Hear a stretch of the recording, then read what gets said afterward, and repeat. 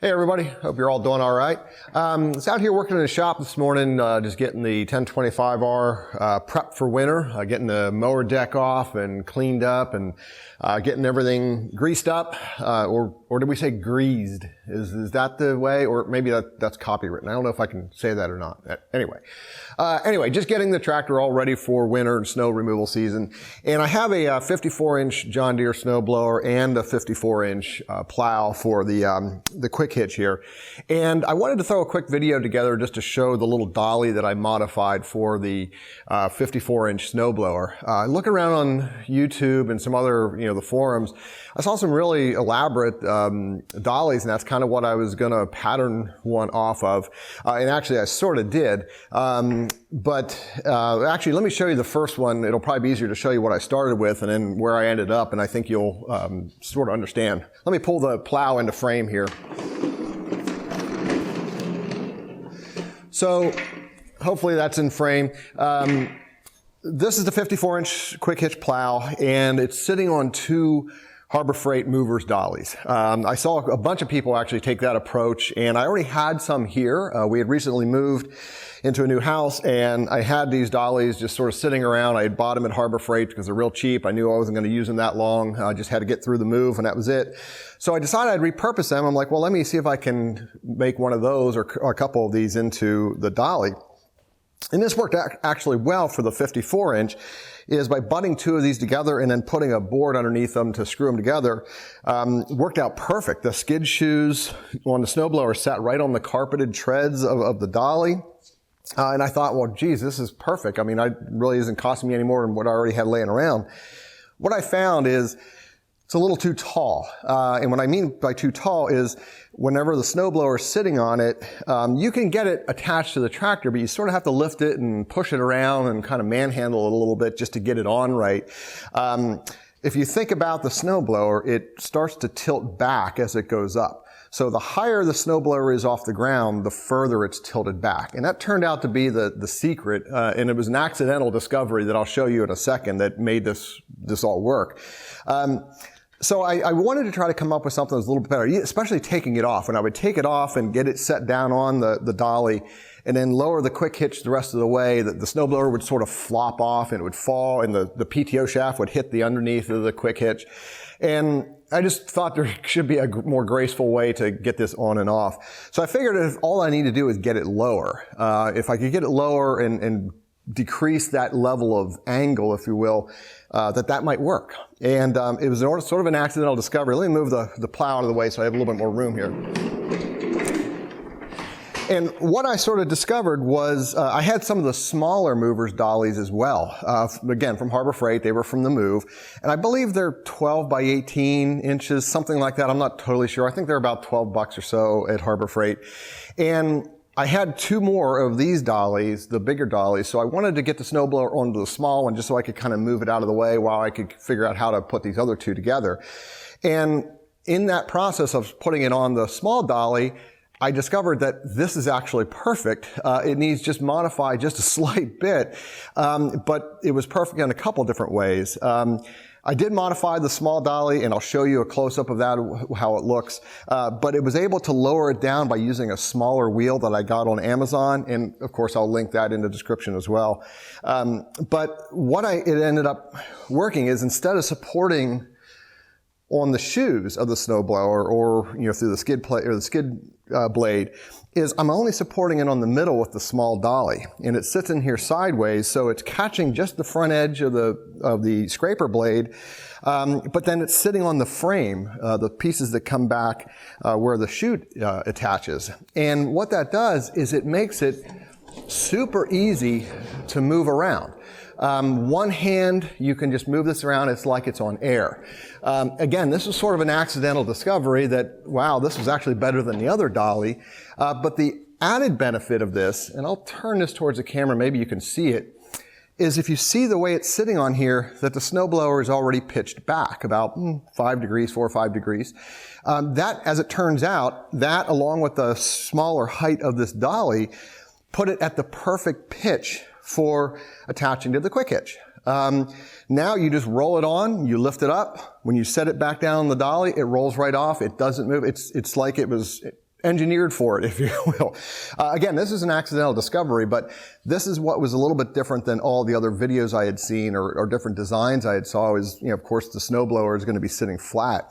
In fact, one video I saw on YouTube, the guy had a Kubota BX, and he actually had built ramps to drive the BX up on and then set the snowblower down on the dolly. And I think that was because of the same problem I was having is, it was sitting up, pitched up, the snowblower, when it was, in the raised position, and he needed to get it up to be the level of the dolly that he was putting it on.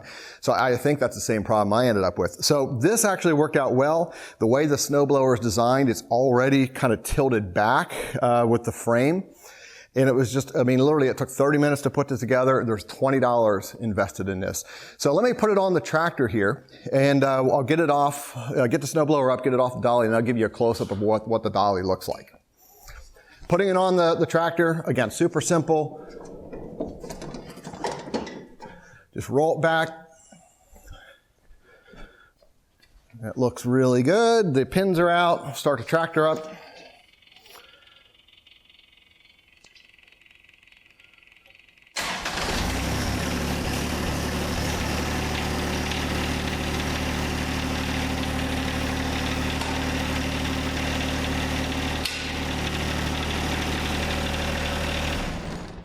Now, one thing we listed up, one thing you might have heard in the video was the pins snapping in here at the bottom. I found that before, when I was lifting it up, to get the pins to snap in, I would actually have to kind of lift the front of the snowblower up and kind of muscle it around before they would pop in. On this dolly, with the snowblower already pitched back a little bit, the pins pop in automatically. And again, I think that's due to because the snowblower is already sitting at an angle. I might be wrong on that, but I have not ever had to really manually do the pins before on this. As soon as I lift it up, they snap in. So we pull the dolly out here. This is all it is. It's super simple.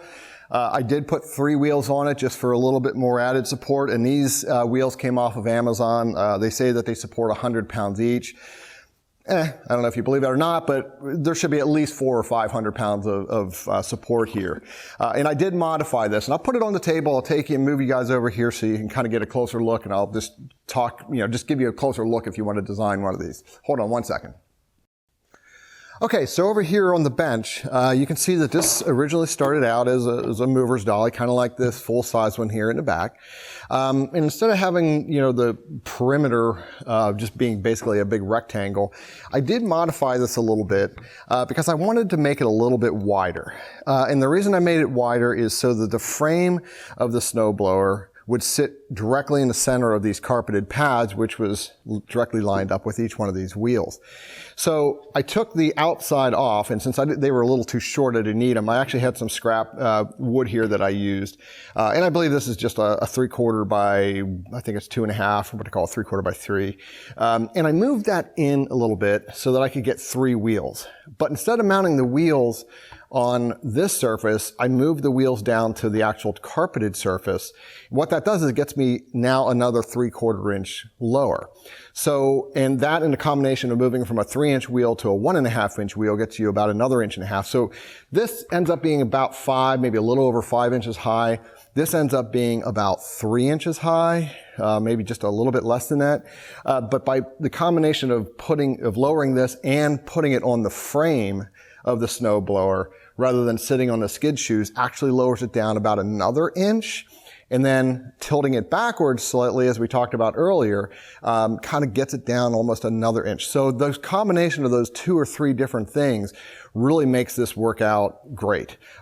This was super simple. Like I said, I think these are 19.5 inches. They were 18 inches.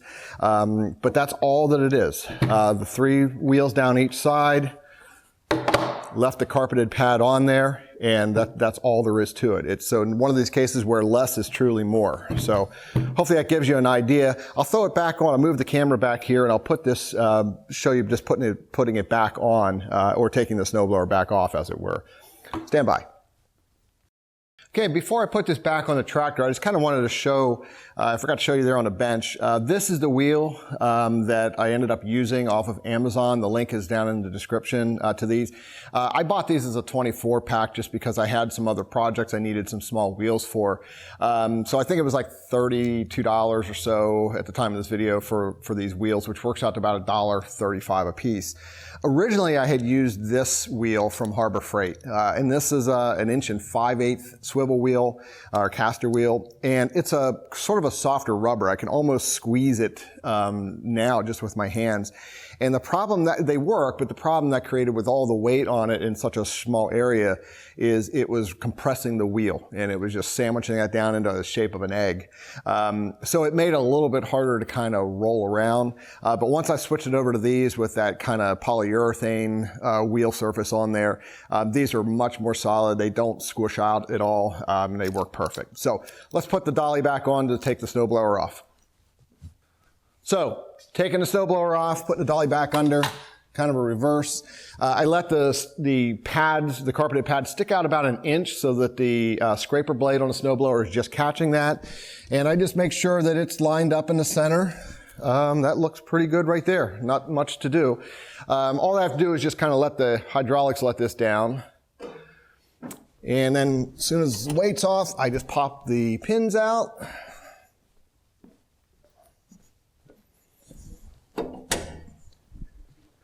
And of course, I would have to take the hydraulic lines off and the PTO shaft if this be, doing this for real. But I'll put it in float mode just to help the quick hitch down here a little bit.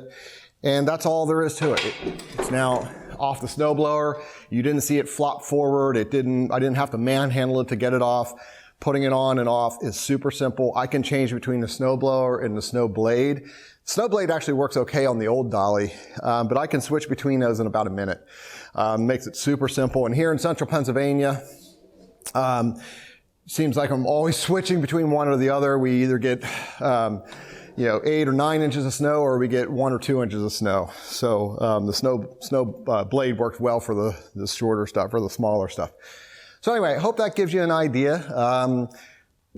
Just if you want to go out and recreate one yourself, like I said, I already had the dollies laying around and just had to order the wheels off of Amazon, but I think there's about $20 total invested in that. So again, hopefully that gives you an idea of something you might want to build yourself. This should work also for the 47-inch John Deere snowblower. I don't have a 47, I only had the 54.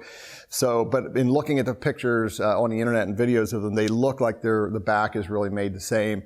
And in looking at some of the Kubota snowblowers, some of those front mount snowblowers, this would probably work for those too, because they have a similar design in the back, and it does look like they're kind of angled in the back too, where it might already get that pitch. So anyway, hope it gives you an idea, and I'll talk to you in the next video. Take care.